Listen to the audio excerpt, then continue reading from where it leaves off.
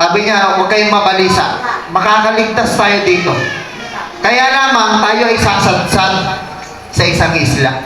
At magkakawasak-wasak itong ating barko. Pero ang mahalaga, buhay pa rin tayo. Ang mahalaga kapatid, pag nasa Panginoon ka, babagyuhin ka ng maraming pagsubok.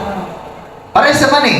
Yung hindi ka mananampalataya at mananampalataya ka, may mga pagsubok, may mga bagyo. Pero ang kaibahan, buhay ka pa rin. Pero yung walang connection sa Panginoon, pag binagyo, andun, na-wash out na. Kasama na ng bagyo.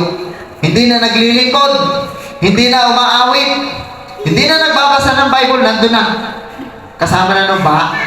Pero, yung may pananampalataya sa Panginoon, binagyo, nagkasakit ang mahal sa buhay o siya nagkasakit, pero naglilingkod pa rin sa Panginoon, buhay pa rin hanggang ngayon. At nandito pa rin sumasamba sa Panginoon. Palakpakan natin ang Panginoon. Ganun po ang experience nila Pablo. Napadpad po din sila sa isla at talagang nawasak yung kanilang barko. Pero ang kagandahan, buhay po sila. Sabi niya, huwag kayong mabalisa. Huwag kayong matakot, sabi ni Pablo. Makakaalis tayo dito. Kaya sabi mo sa tabi mo, huwag kang matakot. Amen?